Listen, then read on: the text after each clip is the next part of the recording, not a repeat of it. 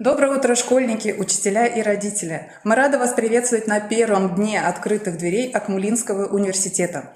Меня зовут Илюшина Наталья Степановна, я начальник управления рекрутинга и карьерного развития. И сегодня я вас познакомлю с нашим университетом. Я напоминаю вам, что мы работаем в прямом эфире. Все свои вопросы можно будет писать в комментарии. Мы обязательно их разберем, на них ответим и постараемся вам помочь. Ну и позвольте слово для открытия предоставить первому проректору нашего университета Мустаеву Алмазу Флюровичу. Слово вам. Доброе утро, дорогие ребята, уважаемые педагоги. Рады вас приветствовать на такой онлайн-встрече в Акмулинском университете. Это наше в этом году первое такое мероприятие. Мы его называем такое онлайн-совещание, онлайн-мероприятие в формате Дня открытых дверей. Конечно, у нас еще будут мероприятия в офлайн формате. Мы готовим интересную программу по факультетам, по всем нашим площадкам. Интересные мероприятия, которые будут в дни школьных каникул. И, конечно, вот мероприятия в онлайн формате, они, в общем-то, подтвердили свою эффективность, поэтому мы тоже будем их проводить. Во-первых, я хочу всех поздравить с окончательно наступившим Новым годом. И хочу сказать, что он для нас, для всех не просто очередной год, но он связан с тем, что мы должны в этом году принять серьезное для себя решение, выбрать профессию. И наша общая задача сделать все для того, чтобы подготовить вас с точки зрения и консультирования, с точки зрения поддержки при поступлении. И, конечно, очень важно нам организовать вот это выбор ЕГЭ, который сейчас осуществляется вами. И, конечно, сама процедура, которая связана с вступительными испытаниями и с приемной кампанией. На все эти вопросы мы дадим ответы, рекомендации, потому что порядок приема, он изменился существенно. Есть нюансы, которые нужно знать. Причем эти нюансы касаются не только нашего университета, всех университетов России. И поэтому формат нашего мероприятия таков, что мы какие-то существенные моменты выделим, а потом вы в чате можете задавать любые вопросы. Практика такова, что пока мы не ответим на последний вопрос, мы не прекращаем нашу встречу. Поэтому будет это 2-3 часа, все зависит от нас с вами. Поэтому не стесняйтесь, пожалуйста, задавать любые вопросы. Кроме того, вы всегда можете позвонить в приемную комиссию, на горячую линию и задать вопросы. И, конечно, вы можете прийти в наш педуниверситет, получить не только консультацию, но мы можем организовать экскурсию, сопровождение. В общем-то, все то, что вы хотите получить от университета. Также у нас этот год педагога-наставника, и мы надеемся, что в этом году большинство из вас, те, кто сейчас в онлайн-формате, кто потом посмотрит на YouTube-канале, в соцсетях, осознанно выбирает свое будущее, связывает ее с учительской профессией, самой благородной профессией в обществе, которая всегда существовала и которая доказывает свою эффективность, в том числе вот в наше время, когда учительская профессия действительно, учителя, врачи становятся вот эти профессии необходимыми нашему обществу. И, конечно, я анонсирую выступление Гафарова Фидана Фаясовича, абсолютного победителя конкурса «Учитель года Башкортостана» 2020 года. Это наш ученик, наш выпускник 2010 года. И Фидан Фаясович, он поделится своими какими-то, наверное, может быть, и секретами мастерства, посоветует, ответит на вопрос о профессии учителя в современном обществе, ну и, наверное, поделится своими воспоминаниями о том, что повлияло на него, почему он выбрал эту учительскую профессию. И я думаю, это будет полезное общение. Кроме того, ребята, мы вам расскажем о жизни в университете. Вот вы ролик посмотрели, у нас очень интересная студенческая жизнь. Она у нас традиционно одна из самых таких интересных, даже в рамках региональных вузов, потому что каждый студент, который к нам поступает, находит себе, скажем так, применение и в творчестве. Если хочет заниматься танцами, музыками, пожалуйста, наукой, пожалуйста, творчеством и проектами. Это все наш университет предоставляет, помогает, сопровождает, поэтому наши студенты не только интересно учатся, они интересно живут вот такой студенческой полноценной жизнью. Мы вам расскажем и о вот этой важной составляющей студенческой жизни, и в том числе и о нашем студенческом городке замечательном, который в центре Уфы находится. То есть постараемся ответить на все ваши вопросы. Ну и, конечно, еще раз я всех поздравляю с Новым годом, желаю всем удачи, а мы вам окажем максимальную поддержку всем нашим учащимся, которые вот с нами присутствуют, которые выберут Акмулинский университет. Желаю вам успеха и до встречи в Акмулинском университете. Большое спасибо, Алмаз Люрич. Как уже было анонсировано, я бы хотела пригласить к себе в студию Гафарова Фидана Фаясовича. Это как раз-таки уже наш выпускник. Алмаз Люрич, мы вас отпускаем. Здесь, конечно, немножко уже был анонс, сюрприз не удался, но я бы хотела представить. Здесь очень много интересных регалий. Это абсолютный победитель конкурса «Учитель года Башкортостана» 2020 года, финалист конкурса «Учитель года России» 2021 года. Это участник Всероссийского форума классных руководителей, капитан команды победителя телевизионной викторины передачи знаний на телеканале «Культура». Это резидент клуба «Учитель года столицы Башкортостана» и просто учитель биологии гимназии номер 39 имени Файзуллина Акзама Шакировича. Ну и выпускник, естественно, географического факультета нашего университета. Доброе утро. Доброе утро, Наталья Степановна. Давайте немножко побеседуем. Сейчас вот многие выпускники стоят на таком важном жизненном этапе, да, выбрать какую профессию, сомневаются, идти ли в педагоги, да. Вот расскажите, пожалуйста, вот что повлияло на ваш выбор профессии, как это у вас сложилось, и думали ли вы тогда, что так это все сложится в такие большие регалии в этой сфере? На самом деле, конечно, на выбор профессии в большей степени повлияли мои учителя. То есть те учителя, которые учили меня в Кальтовской средней школе в Иглинском районе. Многие из них продолжают работать в этой школе. И, конечно, это учитель биологии Стародубцева Лариса Ефимовна. Любимый предмет. Абсолютно верно, да. Поэтому при поступлении, собственно, у меня и не возникало никаких сомнений, куда я буду подавать документы. У вас династия семейная? Нет, я первый, да. Возможно, не последний. Не последний. Но получилось именно так, что и семья поддержала мой выбор, никаких сомнений не было, поэтому поступал в педагогический университет. Сразу поступили? Да, поступил сразу. Ну, на тот момент у нас еще была возможность при выпуске со школы выбрать либо традиционный экзамен, либо ЕГЭ. Я сдавал традиционный, а уже как вступительный сдавал единый государственный экзамен в университете непосредственно. Ну, сейчас, да, сейчас все уже сдают. В этом нынешнем абитуриентам немножко не повезло.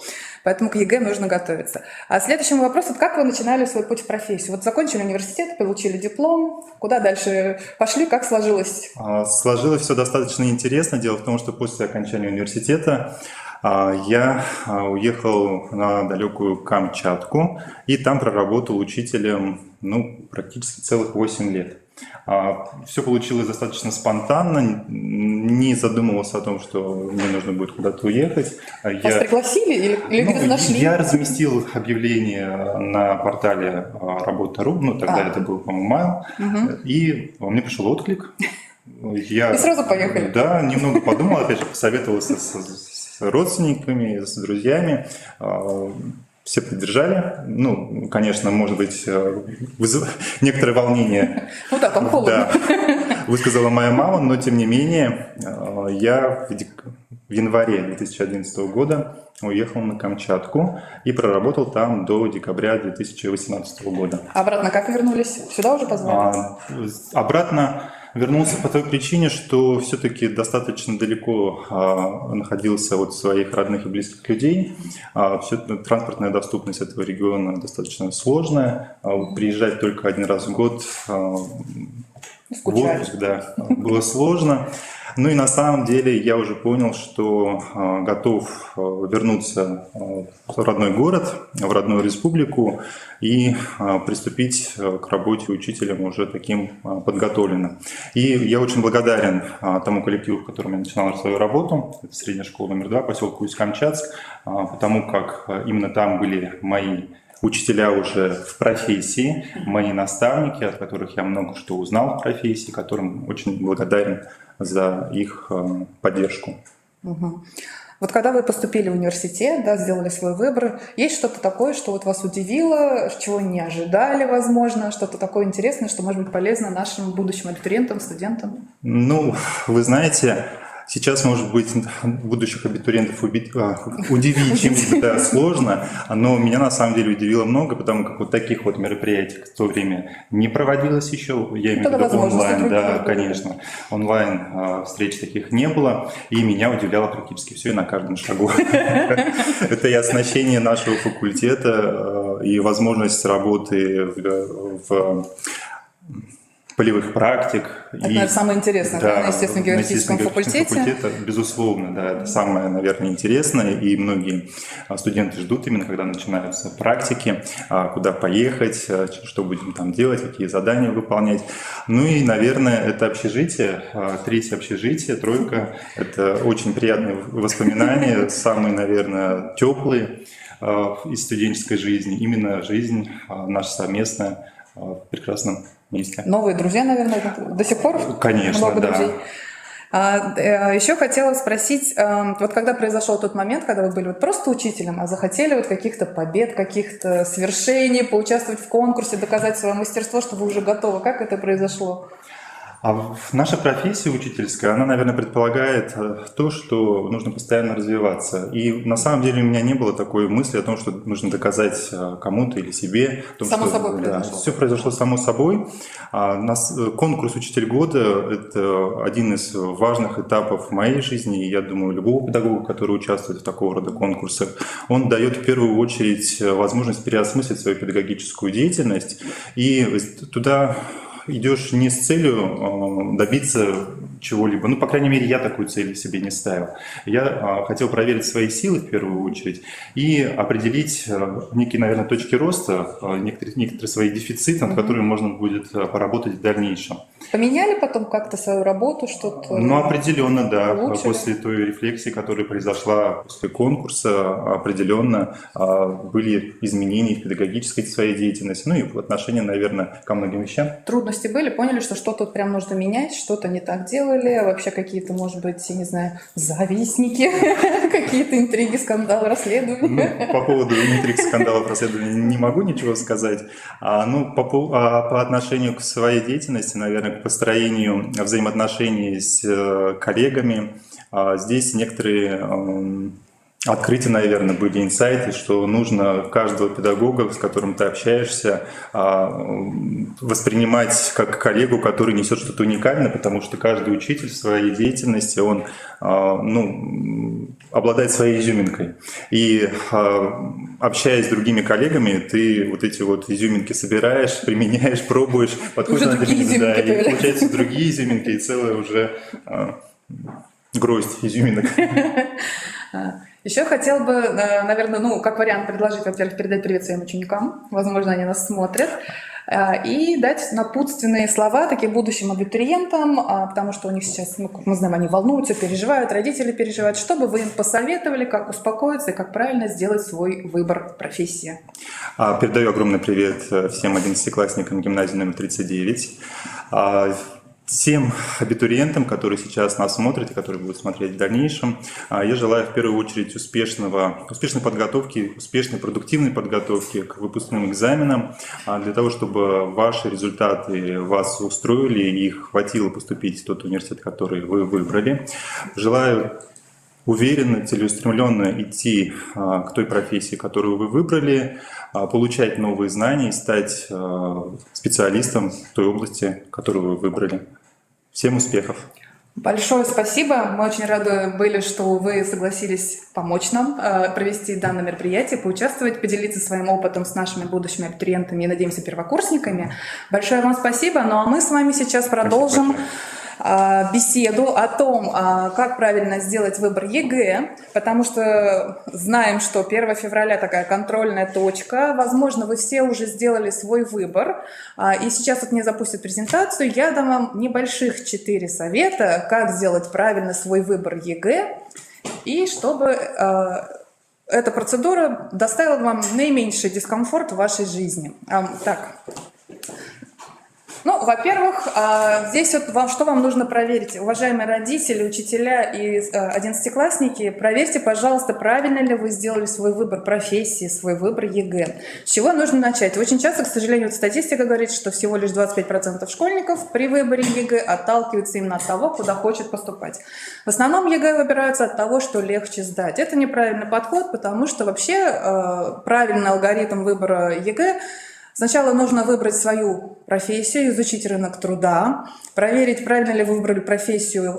Здесь вот есть такая формула «хочу, могу, надо». Кратко расскажу, это означает, например, я хочу быть космонавтом, но я, допустим, очень много лет занималась музыкой и физкультурой вообще никак не занималась, а в мире нужны вообще учителя. То есть, получается, по формуле «хочу, могу, надо» идет несостыковка, и нужно еще раз посмотреть, правильно ли вы выбрали профессию. Есть, конечно, вариант, что вы точно знаете, где находится космодром, вы точно знаете, что вы сможете себя физически подтянуть и пройти эти все испытания и стать таким космонавтом. Но нужно все 20 раз проверить. После того, как вы определились с выбором профессии, вы должны посмотреть, в каких вузах данных специалистов готовят. И уже посмотреть на сайте, обязательно только на официальном сайте университета, посмотреть, какие нужны вступительные испытания для того, чтобы получить данную профессию и обучиться на той специальности, которую вы выбрали. И уже исходя из того перечня, который вы увидели, вы должны выбрать ЕГЭ. Следующий мой совет. Я, конечно, понимаю, что он вряд ли вас обрадует, потому что чем больше вы выберете различных предметов для экзаменов, тем больше шансов у вас поступить в университет, тем больше перспектив у вас при поступлении. Самые популярные два предмета для ЕГЭ – это математика и обществознание. Здесь большое внимание, ребята, учителя, родители. Математика в университете принимается только профильного уровня. С базовой математикой в университет поступить нельзя. Обратите, пожалуйста, на это внимание из года в год. Это самая такая большая ошибка. А математика встречается практически на всех специальностях. Здесь вот популярные пары, исходя из нашего университета. Если у вас будет ЕГЭ по математике и обществознанию, вы сможете поступить практически на любое направление психолого-педагогической направленности, то есть быть учителем, педагогом, психологом. Математика и информатика – это, конечно, если вы выбрали инженерное направление, они у нас тоже есть, попозже мы тоже об этом поговорим. Ну и математика и биология, если, естественно, научное направление, и биология еще нужна для тех, кто хочет быть психологом и как-то работать с людьми именно по этому направлению. Поэтому еще раз, пожалуйста, ребята, просмотрите, что вы выбрали, куда это подходит, можно ли с этим набором ЕГЭ поступить на ту специальность, которую вы хотите получить. Ну и следующее здесь тоже то, что я уже говорила, что необходимо уже сейчас изучить тот перечень предметов для ЕГЭ, который необходим при поступлении, потому что вы будете сдавать 3 ЕГЭ, но есть небольшой вариант. Такой хороший, один экзамен предусматривает вариативность. То есть, например, вот если указано здесь математика и в скобочках обществознание, это означает, что вы можете сдать либо математику, либо обществознание. Можете же, конечно, сдать и математику, и обществознание, мы просто выберем наибольший результат и автоматически его будем засчитывать. То есть у вас здесь есть такое поле для выбора и для подстраховки. Пользуйтесь, пожалуйста, этим правом. Ну и следующий мой вам совет. Обязательно нужно держать руку на пульсе в период поступления. Вам уже сейчас, вот я рекомендую прям сделать такую табличку. Вы ее потом будете добавлять для себя и работать уже с ней. Например, вот вы в наш университет выбрали 3 направления. Вы хотите быть, например, учитель истории, дизайнер и айтишник. Русский язык, он обязательно для всех предмет, поэтому вы его обязательно сдаете. Тут вы никак не сможете схитрить. А вторые 2 экзамена вам нужно посмотреть, какие нужны будут вступительные испытания при поступлении. Например, если вы хотите учителем, как я говорила, это обществознание, и видите, есть на выбор либо математика, либо история. Следующее, если вы хотите быть дизайнером, то здесь будет 2 предмета по ЕГЭ, а 3-й экзамен у вас будет творческий. Видите, творческое испытание, рисунок. Оно проходит в университете очно.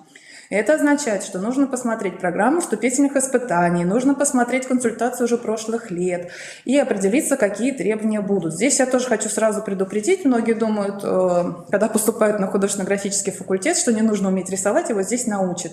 Ребята, к сожалению, нет, есть вступительные испытания, и ваши навыки по рисованию будут проверяться и пройдут только лучшие. но это уже можно сейчас посмотреть, какие требования, какой будет рисунок, как это все будет происходить. Поэтому уже сейчас можно начать подготовку, у вас есть еще полгода. Приемная комиссия у нас все открывается 20 июня, поэтому достаточно большой такой промежуток, когда вы можете еще что-то успеть сделать и исправить свои оценки. Ну и по информатике здесь опять смотрим, что математика у вас будет обязательной ЕГЭ, а вот либо информатика, либо физика, тут уже вы решаете, какой именно предмет у вас будет. И опять-таки обращаю внимание, что нужно обратить внимание на математику, только профильный уровень. Надеюсь, мои советы были вам полезны, и сейчас мы с вами перейдем уже к более подробному разбору порядка приема, каких-то особенностей при поступлении. Я бы хотела представить вам следующего моего гостя. Это наш ответственный секретарь, замечательный человек Саранова Галина Александровна. Она сейчас расскажет более подробно, что именно ждет наших абитуриентов при поступлении в 2023 году. Все, слово вам. Расскажите, поделитесь. Добрый день, уважаемые участники нашего мероприятия. Сейчас мы немного поговорим об особенностях и структуре университета и приемной кампании нынешнего года. Сегодня Башкирский государственный педагогический университет имени Мифтахетдина Акмуллы – это ведущий педагогический вуз России. Входит в пятерку лучших гуманитарных университетов страны. В университете реализуются более 190 образовательных программ только по бакалавриату. Это огромный выбор профессий и большая возможность комбинирования результатов ЕГЭ. На сегодняшний день по различным направлениям в университете обучаются более 12 тысяч студентов. Университет имеет в своем составе 5 институтов, 4 факультета и свой колледж. Конечно, в основном мы готовим кадры для системы образования, и здесь очень широкий выбор. Осуществляется подготовка педагогов не только с одним профилем, но и большинству направлений с 2 профилями. Помимо педагогов, университет выпускает универсальных специалистов, которые востребованы в любой сфере – в образовании, культуре, управлении, экономике и бизнесе. Так, на факультете психологии, который является научно-педагогическим центром по организации психологической службы региона, готовят специалистов, работающих с людьми, будущих педагогов, психологов, социальных педагогов, тьюторов, бизнес-тренеров, психологов-консультантов. Также обратите внимание на новые направления подготовки. На слайдах вы видите, они выделены синим цветом. Институт педагогики имеет высокий авторитет и признание в Башкирии и России. Сотрудничает с вузами Китая, Казахстана, Узбекистана. В институте работают центры развития компетенции, созданы мастерские движения WorldSkills по дошкольному начальному музыкальному образованию. Институт педагогики готовит учителей разных профилей, методистов, воспитателей, педагогов-психологов, дефектологов, логопедов и социальных работников. Обратите внимание также на новые направления. Это начальное образование и математика, это педагог с 2 профилями и уровнями образования. Естественно-географический факультет готовит преподавателей биологии, географии, химии, а также генетиков, экологов, менеджеров по туризму. Здесь ведутся научные работы в сферах генетики и альгологии, реализуются инновационные проекты и выездные практики, которые проходят по всей России, от Камчатки до Кавказа. Вам только что об этом говорил предыдущий спикер. Институт исторического и правового, социального и гуманитарного образования готовит преподавателей истории, обществознания, права, культурологии, экономики, специалистов по праву, документоведению, экономике и управлению. В институте также реализуются новые направления подготовки, такие как обществознание и право, документирование, управление персоналом и кадровое делопроизводство. Институтское студенческое объединение «Консультант» организует бесплатную юридическую помощь для жителей города Уфы, а его учебно-методический центр «Байрам» развивает волонтерскую деятельность. Институт физики, математики, цифровых и нанотехнологий готовят не только преподавателей математики, физики, информатики, но и наноинженеров, программистов, IT-специалистов, архитекторов информационных систем. В институте действует прекрасная лаборатория наноэлектроника перспективных материалов и Международный центр астрофизики. Ведется сотрудничество более чем с 50 организациями России и активная научная деятельность.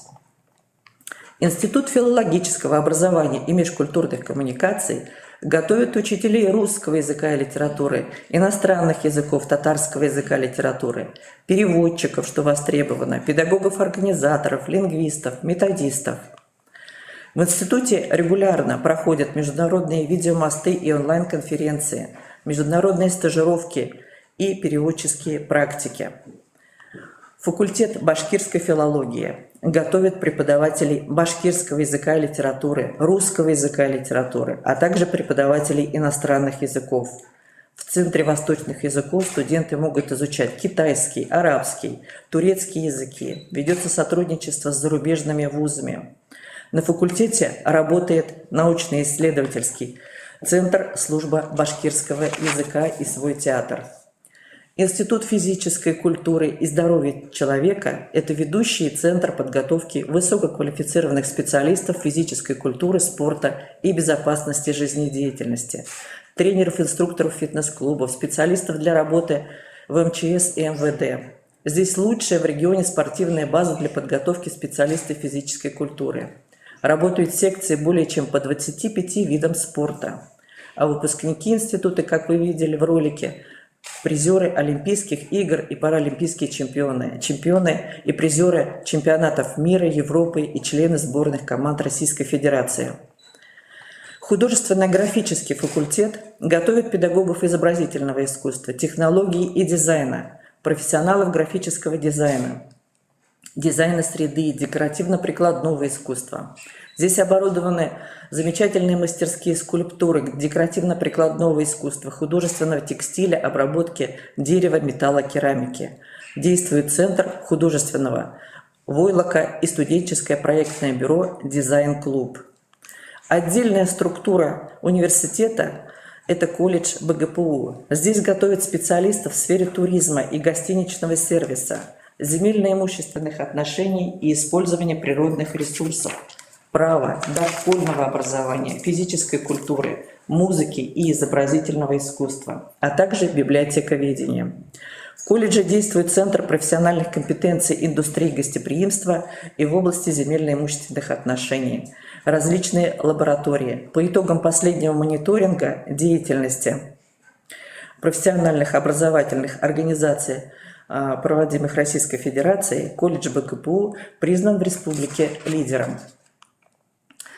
Далее немного о особенностях приемной кампании этого года. Как уже было сказано, приемная комиссия откроется для вас 20 июня. С этого года ограничены сроки приема документов на бюджет и платные места для всех форм обучения. Теперь даты распространяются на все формы обучения – очную, очно-заочную и заочную. В этом году ВУЗ должен завершить прием документов на бюджет на все формы обучения до 25 июля. Это значит, что теперь у абитуриентов, которые не пройдут в конкурсе на очное обучение, не будет возможности позже пойти на бесплатную заочку. Зачисление будет проводиться в 2 этапа. 30 июля выходит приказ о зачислении после этапа приоритетного зачисления. Это для абитуриентов по квотам и те, кто поступает без вступительных испытаний, и 9 августа после этапа основного зачисления. Обратите внимание, что прием оригиналов аттестатов и дипломов колледжей будет заканчиваться в 12:00 строго по московскому времени для всей страны. То есть это 28 июля для приоритетного зачисления и 3 августа 12:00 для основного конкурса. Это правило действует как для личной подачи документов, так и для подачи через портал госуслуг. Изменения в сроках коснулись и платных мест. Здесь завершается прием не позднее 20 августа. Для поступления в ВУЗ нужен стандартный пакет документов. Заявление, в первую очередь, вы не ищете в интернете, а берете только в приемной комиссии. А если будете поступать онлайн, то шаблон вам выдаст нужный вариант.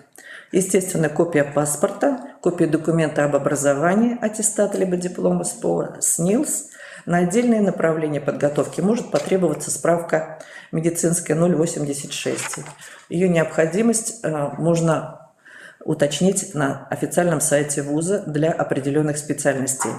Также соберите документы, которые подтвердят ваши льготы при поступлении, если они есть. В вуз нужно принести оригиналы этих бумаг. Это правило действует для всех льготников, целевиков, победителей олимпиад и профильных профессиональных конкурсов. В этом году подача документов в электронном виде доступна наравне с личным предоставлением документов. С этого года меняется количество специальностей для участия в конкурсе в вузе. Ранее можно было подавать документы до 10 направлений, а теперь это количество сократили до 5.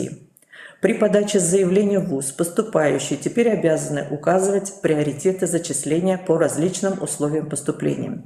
То есть, если вы подали документы на участие в конкурсе по 5 разным специальностям и в результате будете проходить по сумме баллов на все эти специальности, вуз зачислит вас на ту из них, которую вы поставили высший приоритет. Высший приоритет будет... Все приоритеты будут обозначаться цифрами, а самый высокий будет обозначаться цифрой 1, далее до 5. Порядок приоритетов можно будет поменять вплоть до даты завершения приема документов, то есть до 25 июля. После этой даты приоритеты менять нельзя. ВУЗ автоматически зачислит вас туда, куда вы пройдете по высшему приоритету. Абитуриент может при желании подать одновременно 2 заявления на бюджетное и платное отделение. На сайте вуза вы можете посмотреть всю информацию о приеме, она уже размещена 1 ноября прошлого года. Для этого открываете вкладочку, желтенький вот подсвечено, абитуриенту. Выбираете нужный уровень образования, то есть либо колледж, либо бакалавриат и специалитет. В каждом разделе есть вкладочка «Документация», нажав на которую вы можете узнать количество мест приема для обучения в рамках контрольных цифр по общим условиям. Отдельно на колледж, отдельно на бакалавриат. Также можете воспользоваться QR-кодами на данной презентации. Открыв данный документ, количество мест имеется в виду, вы можете ознакомиться с перечнем вступительных испытаний, получить информацию о факультетах и направлениях подготовки. Также на вкладке «Документация» можно ознакомиться с правилами приема, минимальными баллами и другими важными документами. Что касается выбора ЕГЭ, здесь повторюсь, предыдущий спикер уже говорил об этом. Из перечня предметов по выбору рекомендуем сдавать все-таки 2 ЕГЭ. При поступлении учитывается высший балл. Наиболее часто встречающиеся предметы, по которым нужно сдавать ЕГЭ, это, естественно, русский язык, математика, профиль, обществознание. Остальные предметы выбираете из перечня по конкретной специальности. И не забывайте, что 1 февраля ваша контрольная дата выбора предметов ЕГЭ. Чем больше у вас результатов ЕГЭ, тем больше возможность выбора при поступлении. Если у вас результаты только 2 ЕГЭ, рекомендуем рассмотреть варианты поступления на специальности, где есть дополнительное вступительное воспитание в вузе. Это специальности творческой и профессиональной направленности. Также обратите внимание, что перечень ЕГЭ на эти специальности изменился. Так, на спортивные направления и логопедии вместо математики теперь биология, на дизайн вместо обществознания литература. Уточните, пожалуйста, свои перечни ЕГЭ на сайте вуза, еще есть время. Кто планирует сдавать вступительные испытания в вузе, уже сегодня может ознакомиться с программами вступительных испытаний, они также размещены на нашем сайте в тех же вкладках «Документация». Обратите внимание на минимальные баллы ЕГЭ, установленные в этом году. Есть изменения. И минимальные баллы, проводимые вузом самостоятельно. Кроме баллов за вступительные испытания, каждый абитуриент может получить дополнительные баллы за индивидуальные достижения. Максимально до 10 баллов.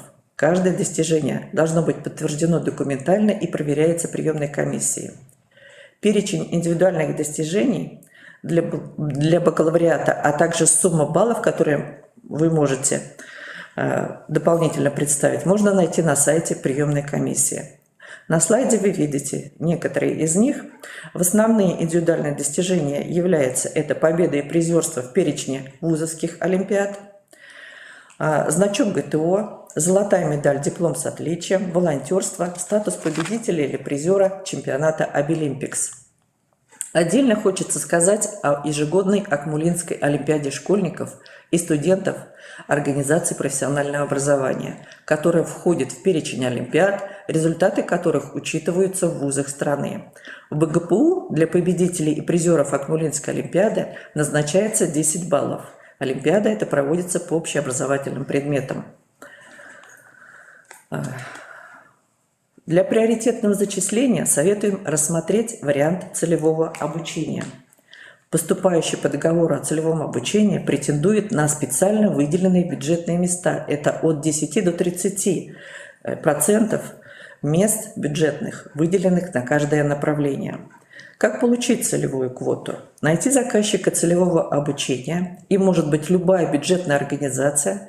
В системе образования это может быть детский сад, который хочет заказать подготовку воспитателей, школа, где есть потребность в учителях, или отдел образования района или города. Скачать и заполнить согласно образцу, он также есть на нашем сайте, договор о целевом обучении, и заполнить его. Заключить договор с заказчиком. Обратить внимание, что в договоре должны быть обязательно прописаны меры социальной поддержки со стороны заказчика. Подать документы в ВУЗ, представив либо оригинал, либо заверенную копию данного договора. Преимущества целевого обучения очевидны. Это прежде всего отдельный конкурс при поступлении, стабильное место прохождения практики, меры поддержки от работодателя и гарантированное трудоустройство. Всю нормативную документацию по целевому обучению вы можете найти также в отдельной вкладке на сайте приемной комиссии, либо воспользоваться QR-кодами данной презентации. Ребята, для следующей очной встречи анонсируем вам день открытых дверей, который состоится 18 февраля в 10 часов по адресу Белякова, 25. Это наш колледж, наша гордость, наш лидер. Ну и наши контакты вы видите перед собой. Пожалуйста, звоните, пишите, задавайте вопросы. Мы будем рады вам помочь. Большое спасибо, Галина Александровна. Я хочу напомнить, уважаемые зрители, что мы работаем в прямом эфире. Свои вопросы можно писать нам в комментариях, мы обязательно на них ответим. У меня есть еще один гость. Сейчас у меня мои гости поменяются. И я приглашаю в студию Эльвину Фанузовну Файзуллину.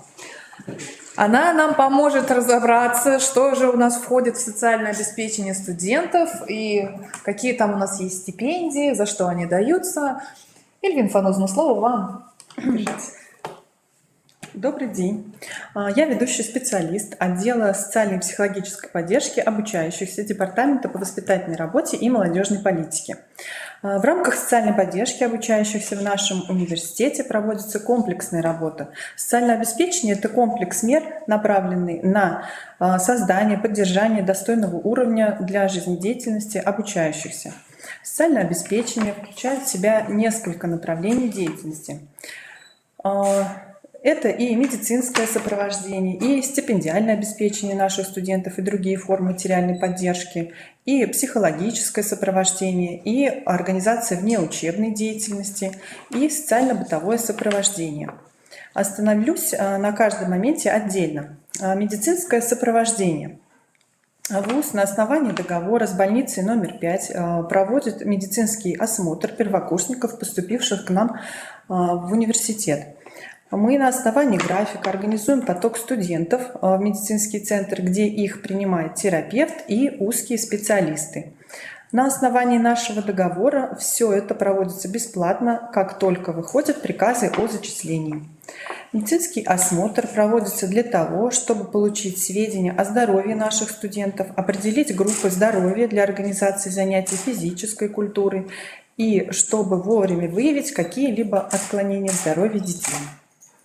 Стипендиальное обеспечение. Что же это значит? На слайде представлены все виды стипендий, которые выплачиваются в нашем университете. Все стипендии предусмотрены нормативными актами Российской Федерации, и индексация их проводится ежегодно. На первый взгляд схема выглядит сложновато, но на самом деле она очень простая.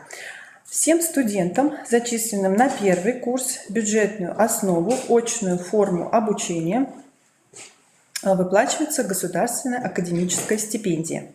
Она выплачивается в базовом размере до первой промежуточной аттестации. Далее государственная академическая стипендия выплачивается всем студентам, которые выполнят два условия. А именно, закроют сессию без отметок удовлетворительно, то есть только с отметками хорошо и отлично.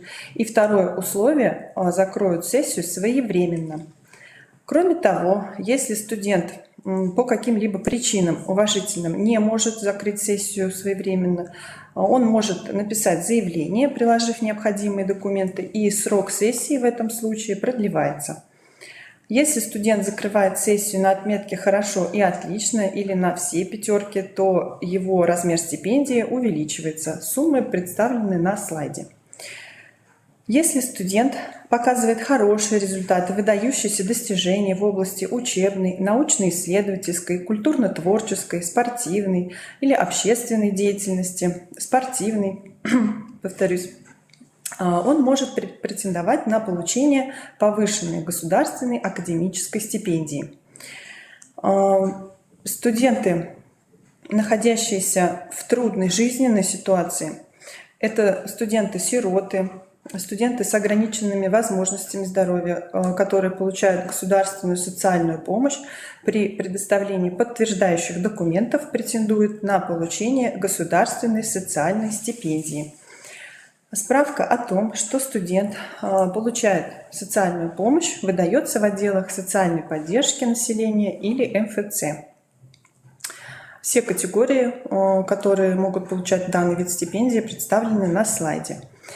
Студенты, обучающиеся на первом и втором курсе вуза, которые получают государственную академическую стипендию, могут получать повышенную государственную социальную стипендию. Это та же государственная социальная стипендия, но в повышенном размере для хорошо успевающих студентов. К материальной поддержке студентов также необходимо отнести и тот момент, что студенты-сироты в нашем вузе принимаются на полном гособеспечении. Для зачисления на полное гособеспечение студент должен написать заявление и предоставить пакет документов, подтверждающих особый статус, в Департамент по воспитательной работе и молодежной политике. В сложных жизненных ситуациях нуждающимся студентам выплачивается единовременная материальная помощь по личному заявлению. По личному заявлению. То есть нужно обязательно будет предоставить документы, подтверждающие ситуацию сложную, либо это потеря кормильца, заболевания, дорогостоящее лечение и прочее. И также в нашем вузе есть стипендии президента Российской Федерации, стипендии правительства Российской Федерации, различные именные стипендии. И на эти стипендии уже могут претендовать студенты, которые проявили себя в какой-либо деятельности и показали высокие результаты. Вернемся к направлениям деятельности. Следующим направлением является психологическое сопровождение. В рамках психологического сопровождения наши студенты могут в любой момент обратиться к педагогу-психологу по возникшим вопросам и получить квалифицированную консультацию. Опытный педагог-психолог с многолетним стажем сможет поддержать, помочь и направить на путь решения проблемы. И следующим направлением деятельности является организация внеучебной деятельности, на которой стоит обратить внимание. Это в широком смысле слова, конечно, все это сказано, но наш вуз славится тем, что у нас очень развитая работа со студентами в плане развития студенческой самодеятельности. В нашем вузе функционирует более 30 студенческих объединений различного характера. Это и культурные, и творческие коллективы, деятельность которых курирует отдел творческого развития и корпоративной культуры. Это и студобъединения, которые занимаются общественной деятельностью, волонтерский центр. Здесь есть для студентов возможность расти, развиваться, развивать свои компетенции. В рамках адаптационных мероприятий, чтобы легче было влиться в студенческий коллектив, познакомиться с условиями обучения в вузе, для студентов ежегодно уже традиционно организуется адаптационный лагерь «Пульс». Обычно он проходит 30-31 августа. Студенты дружно в игровой форме знакомятся со структурой университета, с представителями учебных подразделений и с ребятами старших курсов. И следующим направлением является социально-бытовое сопровождение. Тут уже речь идет о социальной и воспитательной работе в общежитиях студенческого городка. Все, да? Вот, да. Я так полагаю, информация была очень ценная и интересная. Я напоминаю, что мы работаем в прямом эфире. Если есть вопросы, их можно задать. Мы уже буквально очень скоро на них будем отвечать. И большое спасибо. Если есть вопросы по студенческому обеспечению, тоже можно их задавать. Мы обязательно на них тоже ответим. Но пока вы формируете свои вопросы, я бы хотела еще последнего гостя своего представить. Это Суханова Анна. Она умница, красавица и председатель Объединенного совета обучающихся. Мы сейчас попробуем с ней соединиться. Она у нас онлайн, потому что еще на каникулах, отгуливает последние дни каникул. Аня? Аня, добрый день. Вы нас слышите? Анна? Сейчас, секундочку, выходит на связь.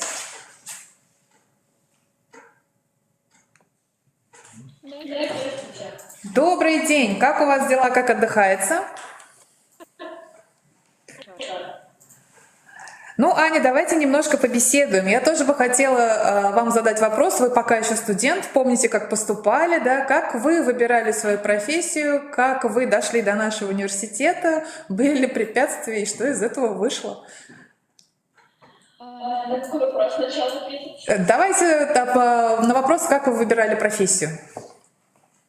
Вообще, изначально я не планировала поступать в педагогический. Но тогда сложилось так, что я оказалась в нашем ребенку КФУ.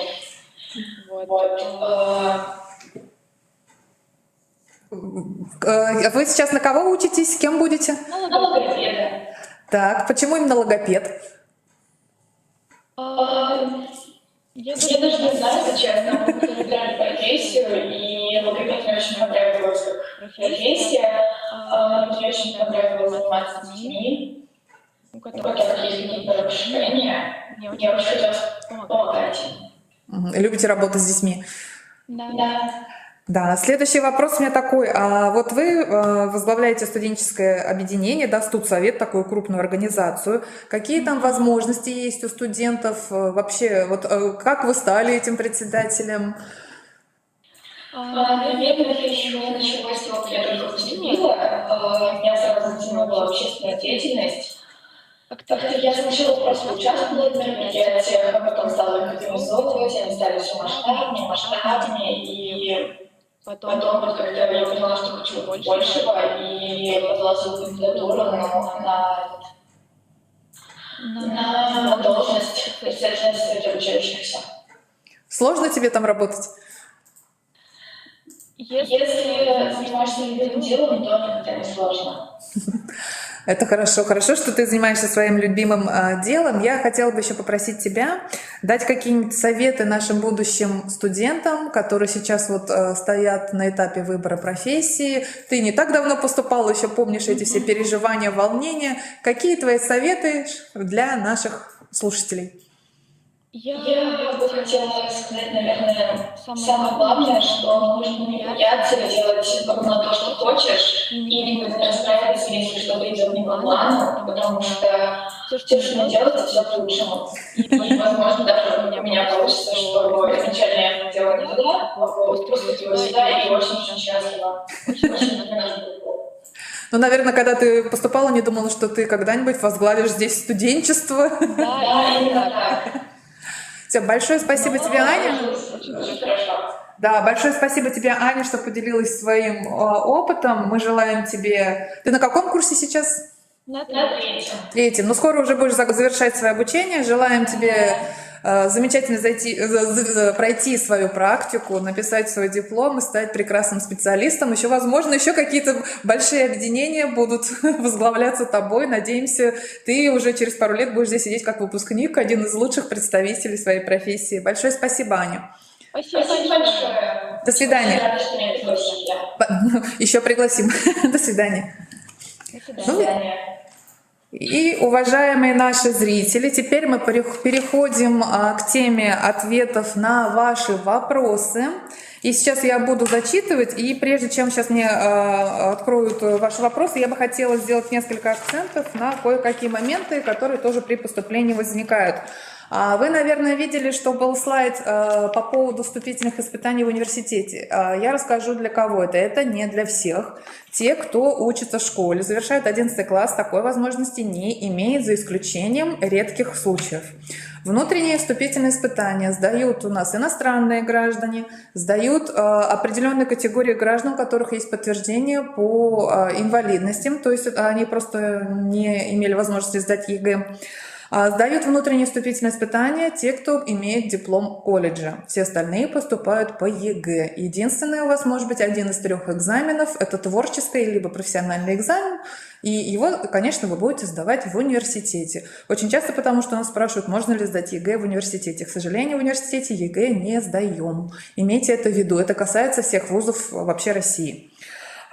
Следующее еще хотела бы вам добавить по поводу того, что Акмулинская олимпиада, здесь так хорошо мы ее разрекламировали, там очень много направлений, и действительно у нас победители и призеры получают 10 баллов, и с этого года даже участники олимпиады к нам в университет будут при поступлении иметь 2 дополнительных балла.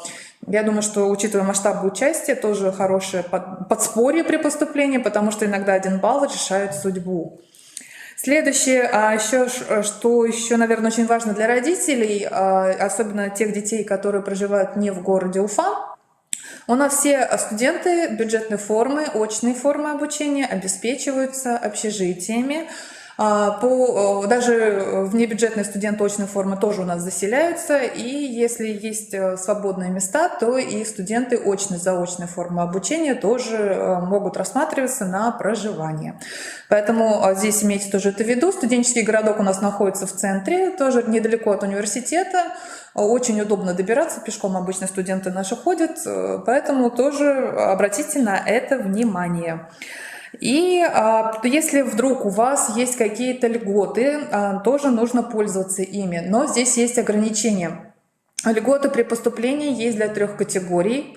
Это в первую очередь инвалиды и сироты, и те, кто поступают по целевому направлению, и для тех, у кого родители были или являются участниками спецоперации. Это отдельные квоты, там свои проценты, поэтому заранее посмотрите, какие у вас есть документы, проходите ли вы на эту квоту, то есть имеете ли вы право на нее претендовать. Что такое квота? Квота – это из бюджетных мест выделяется процент на эту квоту. Например, 20 бюджетных мест. Если на квоту, например, для сирот 10%, то 2 места уходят на квоту.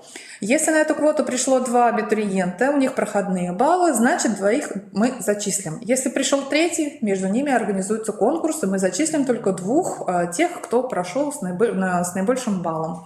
Если никто не пришел, эти места уходят в обычный общий конкурс. То есть они не теряются, места, они как бы стабильные. Если они есть, они никуда не уйдут. И квотники зачисляются слегка пораньше, на пару дней они самые первые узнают радостное известие, что они уже являются студентами. И поэтому тоже обратите на это внимание заранее. Там очень большой комплект документов иногда бывает. Какие-то документы иногда нужно восстановить, актуализировать, справки, чтобы были действительны. Поэтому тоже этим нужно будет немножко заранее озадачиться. Так, и теперь давайте уже по тем вопросам, которые у нас появились. Сейчас нам отмотать на самое начало, мы посмотрим. Так. Здесь колледж очень много. Приветствуем колледж. Все колледжи Республики Башкортостан. Очень рада, что вы с нами. Сейчас найдем среди этого вопросы. Так, расскажите, пожалуйста, чем отличается программа обучения специальности начальное образование и начальное образование и математика. Здесь все просто. Начальное образование – это программа 4-летнего бакалавриата. Вы учитесь 4 года, у вас одна профессия. Вы учитель начальных классов. Если вы будете поступать на специальность начальное образование и математика, это будет программа 5-летнего срока обучения, и у вас будет 2 профессии. Вы можете работать учителем начальных классов и учителем математики. И там есть бюджетные места, поэтому рассматривайте. Я вам рекомендую подавать документы и на ту специальность. Уже исходя из того, как вы расставите приоритеты, какие у вас будут конкурсные баллы, вы сможете уже решить, на какую специальность вы пойдете. Следующее. Так, какие предметы нужно сдавать на факультетах логопедии и психологии? Минимальные баллы. Минимальные баллы все у вас будут в записи. Можно будет слайд прям посмотреть. Я сейчас единственное посмотрю. Так, какая специальность, еще раз мне на экран выведите? Логопедия. Логопедия – это у нас специальность, при которой предусмотрен один экзамен профессиональной направленности. Сейчас подскажу, какие там обязательно у нас ЕГЭ. Так. Там необходимо будет русский язык обязательно, биология обязательно и собеседование. На собеседовании программа вступительных испытаний у нас уже размещена. Обычно там идут задания на проверку дикции, то есть проверить, можете ли вы работать в будущем логопедом. Как вы знаете, профессия не предусматривает речевых дефектов у самого специалиста. И если вы хотите быть психологом, это факультет психологии, и там у нас поступление идет по 3 ЕГЭ. Если вы прям будете поступать на профиль социальная психология, то там будут ЕГЭ следующие. Русский обязательно, биология обязательно. И по выбору либо математика профиль, либо обществознание. Если на психолого-педагогическое направление будете поступать, то там у вас будет такой же перечень ЕГЭ русский, биологии, и либо математика, либо обществознание. Здесь, посмотрите, очень удобно, одинаковый перечень ЕГЭ, не надо будет сдавать большой список, если вы направлены на эти специальности. По поводу проходных баллов сейчас подскажу. Если с логопедией будет связано, то внутренний экзамен нужно сдать на 50%. Так, по минимальным баллам русский у нас 40 баллов. Давайте, кстати, еще раз уточню, что такое минимальное количество баллов. Это означает, что если у вас ЕГЭ результаты будут менее вот этих указанных баллов, мы просто не сможем их принять, и дорога в университет вам будет просто закрыта. Поэтому нужно хотя бы минимальные баллы набрать. Математика у нас 39 баллов. И еще бы хотела здесь отметить, что у некоторых вузов эти минимальные пороги могут отличаться. Обратите на это внимание, ориентируйтесь на тот вуз, куда вы собираетесь, обязательно уточните этот момент заранее. Так, и то, что касается обществознания, это 45 баллов, по биологии 39. Надеюсь, исчерпывающе ответила на вопрос. Следующий вопрос. Будет ли день открытых дверей очно? Да, очные дни дверей, как уже сказали, для колледжа, тех, кто хочет поступить в колледж, день дверей будет 18 февраля. В самом колледже он будет проходить. Это на Белякова 25. Там тоже анонс, реклама и программа будут заранее выставлены. То, что касается факультетов, институтов, очный день дверей, скорее всего, по факультетам и институтам будут в марте. Наверное, тоже в ближайшее время мы соберем программы и анонсируем.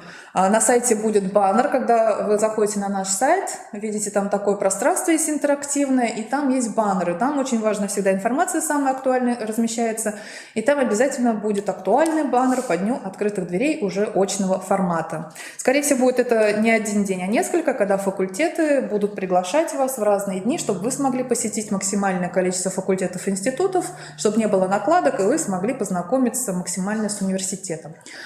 Следующий вопрос. По всем направлениям вступительные испытания обязательно, конечно, обязательно в университет. Единственное, есть те, кто могут без вступительных испытаний поступать в вузы России. Это победители Всероссийской олимпиады школьников. У них есть такое право, больше ни у кого. Но для этого нужно победить в этой олимпиаде на российском уровне. Обычно у нас такие ребята поступают в Институт физической культуры и здоровья человека, который именно побеждает по профилю физической культуры. Каждый год 2-3 человека, такие победители есть обязательно. Поэтому у вас еще есть полгода, если вы являетесь участником. Ваш этап региональный, насколько я знаю, какие-то только-только запускаются. Готовьтесь и побеждайте, выходите на уровень всероссийский и уже сможете без проблем выбрать университет, любую специальность без вступительных испытаний. Следующее. Объясните, пожалуйста, какие предметы нужно сдавать на факультетах. Так, по-моему, это был минимальный балл, это уже был вопрос. Так, почему предметы для сдачи изменились с 1 ноября, как планировалось подготовиться за полгода? Здесь, к сожалению, не мы придумали, у нас норматив изменился, поэтому здесь были внесены изменения. С 1 ноября действительно мы устанавливаем те вступительные испытания, которые будут приниматься на этот год приема. С 1 ноября они доступны, поэтому обратите внимание на них. Есть еще действительно полгода, можно еще подготовиться. Вам необходимо преодолеть порог минимальный для участия в конкурсе. Поэтому и говорим, что внимательно смотрите, следите за информацией на официальном сайте. Могут быть изменения, которые действительно очень важны, и лучше о них узнать сейчас, чем потом при подаче документов. Следующий вопрос. Можно узнать минимальные баллы на бюджет педагог по английскому. Здесь я хочу сразу сказать, что у нас Институт филологического образования и межкультурных коммуникаций славится большими проходными баллами. Здесь точно нужно хорошо готовиться к ЕГЭ, потому что там бывает, что проходной 280-285 баллов по очной форме обучения, по бюджету. Поэтому готовьтесь. Там, я не могу, минимальные проходные, они указаны. Английский язык у нас минимальный проходной будет 30 баллов. Но 30 баллов – это возможность участвовать в конкурсе. А для того, чтобы пройти на бюджетное место, соответственно, нужно желательно максимум баллов. Поэтому здесь все сложно.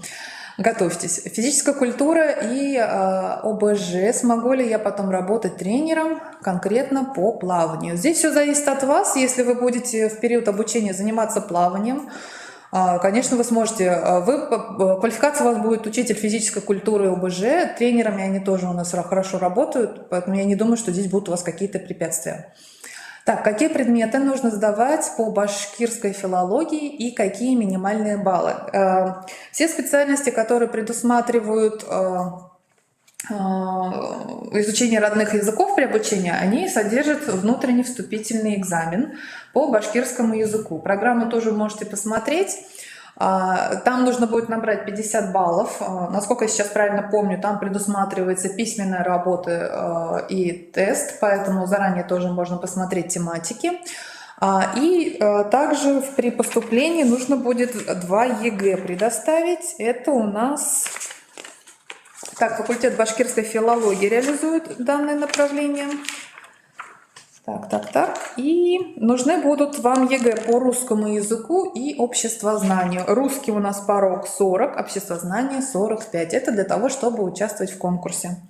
Обратите внимание, на факультете башкирской филологии есть у нас новое направление. Там есть такие направления, когда родной язык связан с изучением дошкольной логопедии, с начальным образованием. То есть вы получите 2 квалификации, сможете работать в школе и в детском саду. Поэтому обратите внимание на вот эти новые специальности.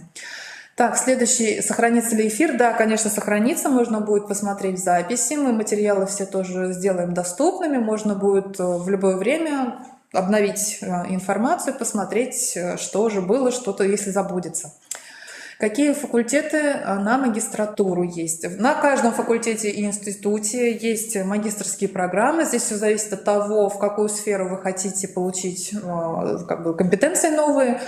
Везде по минимум 2-3 программы факультеты реализуют. Есть очные, есть заочные, очень много бюджетных мест. Поэтому здесь просто нужно будет Чуть-чуть попозже мы, наверное, тоже где-то в марте, в апреле проведем день открытых дверей по магистратуре.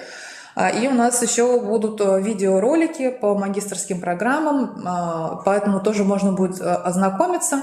Вы также можете прийти на день открытых дверей, когда будут очные в марте. Я думаю, вас тоже по магистратуре спокойно проконсультируют. Можно будет взять буклеты, узнать, как будут проходить вступительные экзамены. И обычно даже рассказывают, показывают, какие ошибки происходят при поступлении, вам там обязательно помогут. Поэтому приходите к нам очно, обязательно будем вам рады. Так, следующий вопрос. На логопеда какие предметы нужно сдавать? Так, у нас, видимо, популярна сегодня специальность логопедии. Так, еще раз повторю, мы уже, конечно, рассматривали, но повторю, там есть у нас 3 профиля. 2 профиля реализуются на очной форме обучения, это именно логопедия и дошкольная дефектология. И 1 профиль есть, это образование детей с интеллектуальными нарушениями, это заочная программа. И на очных, и на заочных есть бюджетные места, вступительные испытания одинаковые, русский язык обязательно, биология обязательная.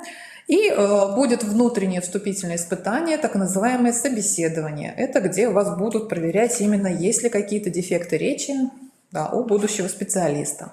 Следующий вопрос. После окончания колледжа обязательно сдавать ЕГЭ? Нет, после окончания колледжа вы можете поступать по внутренним вступительным испытаниям профильной направленности. Например, если школьники, когда поступают, у них написано математика, физика, русский, то у тех, кто поступает после колледжа, у них будет, например, если на педагогическую специальность поступают, основа педагогики и психологии. А 3-й экзамен будет звучать, исходя из профиля. Например, там социальная педагогика или социальная психология. Ну и русский язык обязательный для всех, это независимо от того, какое вы имеете предыдущее образование.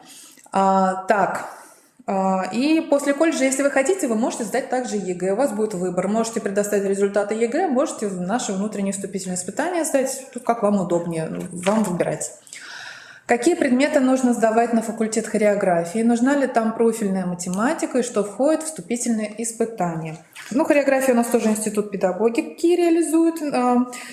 Это тоже специальность, предусматривающая внутренний вступительный экзамен, творческое испытание, танец там будет.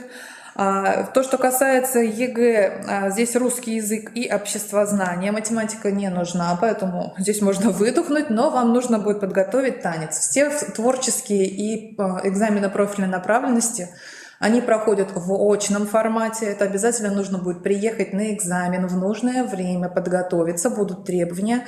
Перед экзаменами обязательно будет консультация, она будет на YouTube размещена. Вы сможете посмотреть, задать свои вопросы в прямом тоже эфире, либо там к записи, там будут обязательно указаны контакты. Сейчас вы можете уже посмотреть на нашем YouTube-канале педуниверситета. По прошлому году там есть группа видео консультации по вступительным испытаниям. Посмотреть, что было в прошлом году. Обычно программы вступительных испытаний не сильно меняются по содержанию, поэтому посмотрите, ознакомьтесь, это уже можно сделать. Ну а так, конечно, День дверей как раз-таки для этого и будет проводиться, чтобы можно было все уточнить очно у тех, кто эти экзамены будет принимать.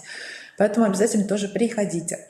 Следующий вопрос. На графического дизайнера ЕГЭ по математике указано базовая. Базовая на сайте указано быть не может. Там везде есть комментарии с цифрой в индексе 2 и обязательно указано, что профиль.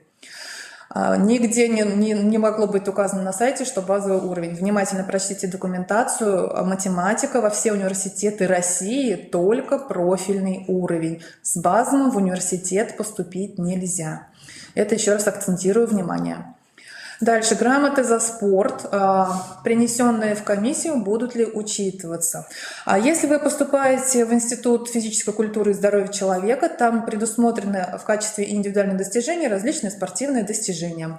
Сейчас вы можете зайти на сайт, выбрать вкладочку «Бакалавриат» и найти документы «Индивидуальные достижения», посмотреть, сколько баллов, за какую именно грамоту вы можете получить. Действительно, там можно, но помним, что максимум балл за индивидуальные достижения может быть 10.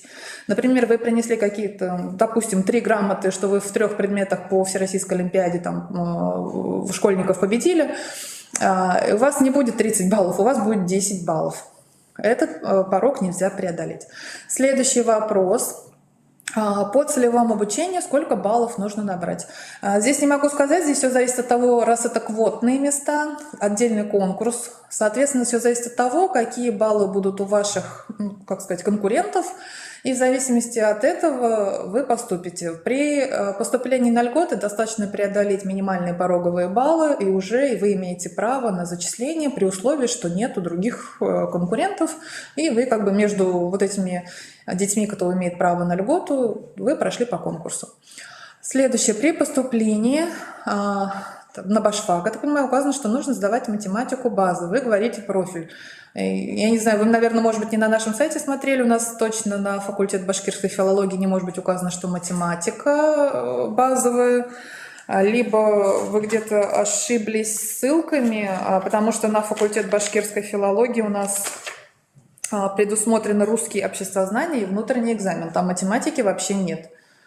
Еще раз посмотрите, правильно ли вы зашли на сайт. Я, кстати, хочу тоже акцентировать родителей, учителей и школьников. Всю информацию для поступления смотрим только на официальном сайте, в официальных аккаунтах. Ни на каких других каких-то порталах, связанных с поступлением, информацию не смотрим, потому что приемная комиссия обновляет только наш сайт, который официально при университете. За всю информацию, которая размещена где-то на сторонних ресурсах, мы не отвечаем и понятия не имеем, кто там заполнял, как и когда. Поэтому тоже на это обратите внимание. Где-то, если вы боитесь, что вы что-то перепутали, неправильно узнали, придите к нам. Мы находимся в центре города, гостиный двор, остановка. Педуниверситет легко узнать по памятнику Мифтахиддина Окмуллы. И прямо за памятником находится второй корпус, в котором размещена приемная комиссия. Работает с 8:30 до 5. В период приема график работы будет немножко другой. Горячая линия будет работать у нас и в выходные, и приемная комиссия будет работать и выходные, в том числе до 6 часов. Поэтому всегда приходите, звоните, узнавайте. Телефон нашей приемной комиссии, если вдруг что-то тоже нужно уточнить, 287 99 99. Если вы не из Уфы, там код города нужно будет 347 набрать. А тоже звоните, спрашивайте. Можно написать на почту. Обязательно всегда смотрим, даже папку спам проверяем, поэтому ваше письмо обязательно до нас дойдет. Единственная просьба писать на почту приемной комиссии, не приемную ректора, не какие-то другие приемные, где вы видели слово приемная, должно быть именно написано приемная комиссия. Именно тогда ваше письмо точно дойдет до нас. Следующий вопрос. Факультет физической культуры нужно сдавать общество русский. Математика не написано, значит ли это, что база? Так, смотрите, еще раз говорю, если указана математика в качестве вступительного испытания, это обязательно профильный уровень. Если математика не указана, то ее просто и не надо сдавать. В Институт физической культуры и здоровья человека у нас следующие экзамены предусмотрены. Это русский язык, обществознание. И третий экзамен у нас профильное испытание, называется это ОФП, общая физическая подготовка. Она проходит очный экзамен по ОФП, там есть нормативы, требования. Здесь тоже посмотрите обязательно, что нужно, чтобы сдать этот экзамен, чтобы точно правильно сдать в нужное время, в нужном месте. Потому что там связано с бассейном, там разные спортивные ваши достижения будут проверяться, поэтому тоже на это обратите внимание. Следующий вопрос. Так, могу ли я не сдавать профильную математику, если хочу поступить на специальность педобразования, математика, информатика? Ну, тут не хочу, конечно, вас разочаровывать, но само название профиля предусматривает знание математики. Сейчас я проверю, какие там нужны вступительные, и можете ли вы избежать математику. Ну, смотрите, если вы хотите на профиле математика и информатика, у вас следующий набор ЕГЭ. Русский обязательный, обществознание обязательно, и здесь вам повезло, у вас есть выбор. Третий экзамен либо математику профиль вы сдаете, либо информатику. Поэтому если вы боитесь сдать математику, уверены в информатике, конечно, можете не сдавать профильную математику. Я вообще, конечно, всем рекомендую сдать эту профильную математику, потому что ваши горизонты выбора расширятся многократно. Вы практически в каждом университете сможете претендовать, ну, наверное, почти на все специальности, потому что математика, обществознание – это два таких ЕГЭ, которые есть в качестве вступительных испытаний на многие специальности. Сколько квотных мест предоставляет университет? Здесь, уважаемые зрители, следующая информация, что все квоты, точные ее объемы по специальностям распределения будет известно 1 июня. Это следующая дата, когда все вузы обновят эту информацию, потому что это прописано в порядке приема. Я сейчас примерно могу сказать, что вот если вы видите ту специальность, которая вам нравится, видите, сколько там количество бюджетных мест, то можете смело 10% это обычно уходит на льготу для инвалидов и сирот. Где-то 20-30% выделяется для целевого обучения, и на специальную квоту где-то тоже 10% будет выделено. Вот примерно рассчитывайте, смотря на какую квоту вы рассчитываете. Если вдруг у вас есть документы, подтверждающие инвалидность, значит, если на специальности 20 бюджетных мест, 10% это 2 места, вот 2 места примерно вы можете рассчитывать. Осталось только сдать экзамены и уже поступить. Следующий вопрос. Почему так поздно поменяли предметы на дизайн? Мы не поздно поменяли, у нас срок 1 ноября, все согласно порядку приема, поэтому здесь 1 ноября прошлого года, это практически, ну так, сроки все соблюдены. Здесь, как уже говорила, это не наша прихоть, это, к сожалению, указание от учредителя. Поэтому во всей России унифицированы вступительные испытания на данные направления. Если в университете команда по баскетболу, по шахматам, так, здесь лучше, конечно, будет посмотреть конкретно уже на сайте, потому что, насколько я знаю, и баскетболом, и шахматами наши институты занимаются, чемпионаты проводятся, поэтому здесь я точно не могу сказать, нужно будет прийти на День открытых дверей Института физической культуры и здоровья человека и уже точно, конкретно у тренеров спросить, есть ли там такие объединения. Здравствуйте. Так, есть ли какие-то льготы для детей-ветеранов боевых действий? Для детей, по-моему, не предусмотрено, если только для самого ветерана предусмотрено. Здесь тоже нужно внимательно посмотреть порядок приема, смотря какие документы у вас есть на руках. Если, как будет время, вы можете выслать нам на почту, например, тот документ, который у вас есть, и какую бы квоту вы хотели рассмотреть, имеете вы туда право поступить или нет. Потому что обязательно нужно смотреть документы. Просто так вот сказать сложно. В зависимости от того, что у вас прописано в документе, нужно сравнивать. Поэтому, если есть время, обязательно сканируйте или сфотографируйте, пришлите нам на почту приемной комиссии, и мы уже точно скажем, да или нет. Так, какую математику сдавать на логопедии? Так, на логопедии у нас сегодня лидирует по вопросам. Еще раз давайте уточним. Если вы собираетесь поступать на логопеда, то у вас должно быть русский и биология из ЕГЭ. И дальше идет собеседование. Математика вам не нужна. Это, кстати, одна из тех специальностей, на которой был изменен перечень вступительных испытаний. Поэтому Дни дверей-то и проводим, чтобы вы точно успели сориентироваться и не промахнулись с выбором. Так, здравствуйте. Какие предметы надо сдавать на специальность физическая культура? Если у вас один профиль, там у нас есть, кстати, несколько специальностей. Есть физическая культура как один профиль, есть физическая культура и ОБЖ, и есть еще тренерская, так условно мы ее называем, физическая культура и спорт. Там немножко экзамены разные. Если вы идете на педагогическое направление, то у вас будет вступительное испытание русский, обществознание и внутренний экзамен по ОФП. Если вы идете на тренерскую, условно, да, вот эту называемую специальность, у которой шифр начинается с цифры 49, то там экзамены русский и биология. И третье, наше внутреннее вступительное испытание по основам физической подготовки. Следующий вопрос. На графический дизайн обязательно ли профильная математика, можно ли с базой? Так, если вы поступаете на худграф на дизайн именно, то у вас там вступительные испытания следующие. Русский язык, литература и творческое испытание – это рисунок. Математики здесь нет. Математика есть, если вы будете поступать на педагогическое направление, называется направление профессиональное обучение, а профиль декоративно-прикладное искусство и дизайн. Вот там нужно будет русский, математика и творческий экзамен рисунок. Поэтому внимательно еще раз посмотрите, на какую точно вы хотите специальность и какие ЕГЭ вам необходимы. Предоставляется ли общежитие студентам, обучающимся на коммерческой основе? По очной форме обучения у нас все студенты проживают в общежитии, все нуждающиеся, поэтому здесь проблем нету. Как я говорила, даже для студентов очно-заочной формы обучения, если имеются места для проживания, они тоже заселяются в общежитие. Так, следующий вопрос. Нужно ли сдавать вступительный экзамен при поступлении на очную форму обучения на лингвистику, перевод и переводоведение? Так, вступительный экзамен. Так, смотрите, если вы сейчас 11 класс заканчиваете, вы будете поступать по ЕГЭ. И там никаких внутренних испытаний не предусмотрено. Давайте на всякий случай уточню перечень ЕГЭ. Если вы поступаете на лингвистику, это вы будете переводчиком, если так кратко говорить, у вас должны быть следующие вступительные испытания. Русский язык обязательно, иностранный язык обязательно. Здесь могут быть английский, немецкий, либо французский.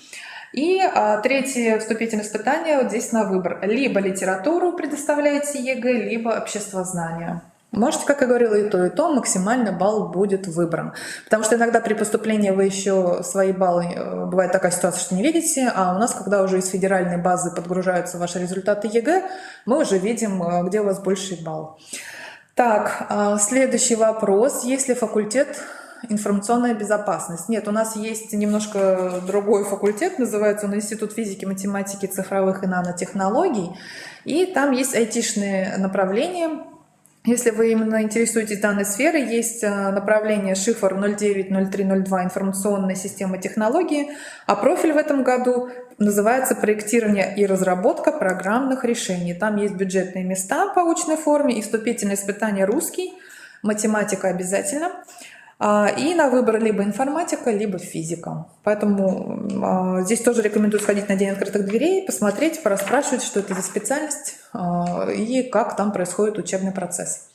Следующий вопрос. Факультет физической культуры, вступительные экзамены, есть ли плавание? Если не умеешь плавать, можно ли избежать данный экзамен или нужно учиться плавать? Здесь, насколько я помню, программа вступительных испытаний, по-моему, там было что-то связано с плаванием, но здесь лучше этот вопрос задать, вот именно прийти на день открытых дверей и с членами предметных вот экзаменационных комиссий уже побеседовать, насколько там предусмотрено чем-то это заменить. Ну, либо еще есть до июня полгода, возможно, вы научитесь плавать. Следующий вопрос на факультет. Следующий вопрос. Так. Сейчас нам подсветит. Есть ли заочная форма обучения, педагогическое образование, математика, информатика и начальное образование математика?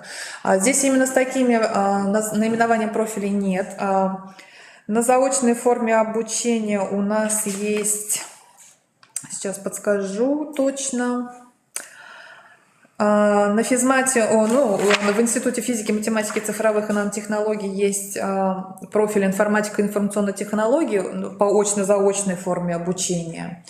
Именно, конечно, вот с профилем математика, информатика нет, это только очная программа. А по поводу начального образования математики, это тоже только сдвоенный профиль только для очной формы обучения, а на заочной форме обучения есть просто начальное образование. Это связано с тем, что если двухпрофильные программы реализуются по заочной форме обучения, то срок обучения у них увеличивается, и там нужно будет учиться 6 лет. В связи с этим просто двухпрофильные программы мы не реализуем, стараемся делать их только по очной форме обучения, потому что и так, когда два профиля получаете, две специальности, срок обучения 5 лет у вас будет. Поэтому это связано чисто с упрощением жизни студентов. Какие вступительные экзамены предусмотрены на психологическое консультирование после колледжа? Так, это будет факультет психологии. Здесь предусмотрены следующие вступительные испытания. Необходимо будет русский язык, потом идут основы педагогики и психологии и социальная психология. Здесь, если обратите внимание, факультет психологии, на все практически профили у них одинаковый набор, перечень вступительных испытаний. Вы сдаете каждое вступительное испытание один раз. Например, если вы попадали на все 5 направлений, у вас там русский язык, вы его 5 раз не сдаете, вы сдаете один раз. То же самое с другими предметами. Поэтому не нужно надеяться, что вы пересдадите, когда будете поступать на следующую специальность. Нет, вам такую возможность не предоставит. Система отслеживает, чтобы каждый абитуриент сдал каждое вступительное испытание только один раз. Следующий вопрос. Нужно ли сдавать ЕГЭ на худграф, если после колледжа технологии дизайна? Нет, здесь вы можете сдать ЕГЭ, если хотите. Но не обязательно вы будете после колледжа поступать по нашим внутренним экзаменам. Здесь, уважаемые студенты колледжей, здесь, наверное, вы в таком приоритете немножко. Вы, независимо от того, какую специальность получили, можете выбрать любую специальность в университете и будете вы поступать по внутренним вступительным испытаниям. Главное вам подготовиться, потому что у вас немножко с особенностями, да, вступительные испытания. Вы сдаете профильную, так сказать, ну, уже предметную, да, направленность в зависимости от того, какую специальность выбрали. Пойдете на учителя начальных классов, нужно будет что-то сдать с педагогикой, психологией, ну, что-то по профилю. Поэтому здесь нужно правильно оценить свои силы, знания и уже сориентироваться. Дальше, так, на психолога учиться 5 лет. Нет, у нас есть 4-летние программы, сейчас подскажу, есть специалитет. Вот специалитет, у нас одна только такая программа, там действительно 5 лет нужно учиться. Но из плюсов вы потом можете не идти в магистратуру, у вас уже специалитет предполагает, что это уже полное высшее образование. Магистратура будет считаться уже вторым высшим. И то есть, соответственно, бюджет там не будет предусмотрен. Я сейчас подскажу, какие программы есть на факультете психологии и сколько там срок обучения предусмотрен. Если вы хотите именно прямо с квалификацию психолог, это вам нужно будет поступить на специальность, шифр, которая начинается с цифр 37, это социальная психология, у нас предусмотрена очно-заочная форма, только внебюджетный набор в этом году. И там 4 года вы будете учиться. Здесь, кстати, то, что очно-заочно, там 4 года 6 месяцев вы будете учиться. На очный, если вы будете на очную форму обучения поступать, срок обучения 4 года, за исключением вот специальности, у которой шифр 440501, это специалитет. Программа называется «Психолого-педагогическая коррекция и реабилитация лиц с девиантным поведением». Это очень интересная программа. Интересно именно само содержание подготовки. Мне кажется, всем, кто хочет быть психологом, там точно понравится. Поэтому тоже рассмотрите. То, что 5 лет, это, мне кажется, не беда, учитывая, что очная форма обучения со стипендиями, здесь можно это тоже рассмотреть. Как я уже сказала, единственное, что для вас уже магистратура будет считаться вторым высшим. Если вы пойдете на бакалавриат, и там будете учиться 4 года, у них одна профильная программа, и вы тогда сможете уже в магистратуру поступать на бюджетные места. Поэтому здесь чисто такие тонкости юридические. Следующий вопрос. Если заочная форма обучения для инвалидов первой группы на факультете иностранного языка. У нас квота выделяется для инвалидов и сирот по всем формам обучения, поэтому если у вас есть документы, подтверждающие ваш статус, вы также подаете на вот эту льготу. И здесь проблем не должно быть, любую программу выбирать. Единственное, что по заочной форме обучения у нас специалистов по языкам иностранным не готовят. Это связано с тем, что невозможно выучить хорошо язык, когда вы встречаетесь 2 раза в год. Поэтому все языковые программы у нас очные формы обучения. Поэтому обратите на это внимание. Так, следующий факультет – изо-технологии. Какие предметы сдавать? Поменяли ли общество на литературу? Это у нас педагогические специальности, там изменений не было. Сейчас, секундочку, я еще раз вам подскажу точный перечень вступительных испытаний. Если вы будете поступать на профиль изобразительное искусство и цифровые технологии, у нас с технологией в этом году профиля нет. И здесь будут следующие вступительные испытания. Русский язык обязательно, обществознание обязательно, и рисунок — это будет творческий экзамен. Обратите внимание, что если вам нужно именно, чтобы был профиль технология, то в этом году его нет. Будет изобразительное искусство и цифровые технологии. Это новый профиль. Следующий вопрос. Начальное образование математика – это специалитет? Нет, это двухпрофильный бакалавриат. Такой есть только при подготовке учителей, когда разрешается за счет увеличения срока обучения на 5 лет вы получаете 2 квалификации в своей сфере. То есть вы будете учителем начальных классов и учителем математики. Следующий вопрос. По заочной форме обучения есть ли целевой? Да, целевой вы можете брать действительно и на очную, и на заочную форму обучения, но конкретизация квот, по каким специальностям, по каким формам обучения, это будет известно 1 июня, когда мы получим точные корректировки и уже ее утвердим. Следующий вопрос. На программу начальное образование какие предметы сдавать? Если вы поступаете по ЕГЭ, то у вас будут следующие вступительные испытания. Русский язык обязательно, обществознание обязательно, и либо математика профильного уровня, либо литература. Если вы поступаете после колледжа, тогда нужно будет сдать русский язык, основы педагогики и психологии и педагогику начального образования.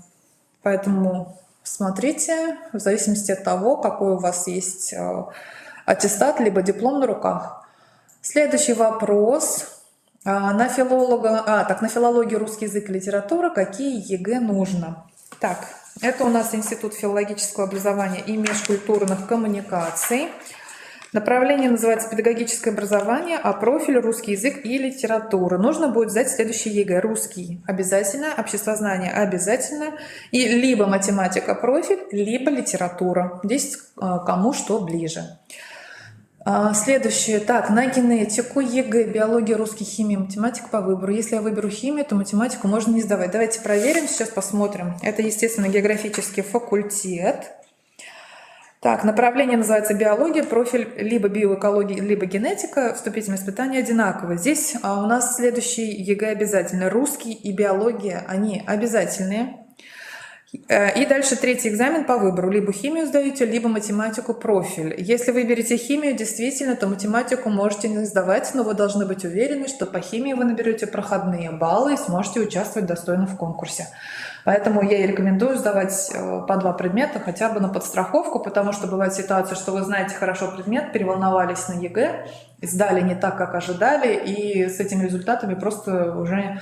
Ну, так бывает, что невозможно поступить ни в один университет. У вас должны быть запасные варианты, чтобы в случае чего вы могли подстраховаться, сменить направление, профиль, и могли дальше участвовать в конкурсе на другие специальности. И еще раз я хотела бы тоже вам напомнить, ребята, и родители, наверное, даже, когда вы будете поступать, в этом году был изменен порядок приема, как вы уже поняли, много новшеств, и сделали так, что очное отделение и заочное отделение закрываются в один и тот же срок. Если раньше вы могли поступать на очную форму обучения, не прошли, видите, что не прошли, как-то сложилась ситуация не так, как вы ожидали, вы могли про запас подать документы на заочную форму обучения. В этом году так не сработает.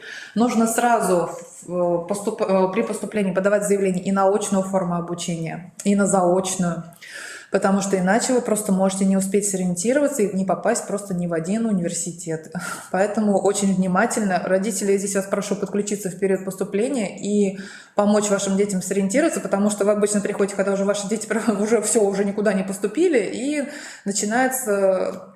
вопросы, родители узнают, что что-то там ребенок не досмотрел, что-то где-то не доделал, где-то что-то забыл. Пожалуйста, возьмите это дело на контроль, это все-таки судьба ребенка, проконтролируйте, все ли ребенок учел, потому что иногда просто школьник не может все предусмотреть, и просто он в силу того, что он этого не знает.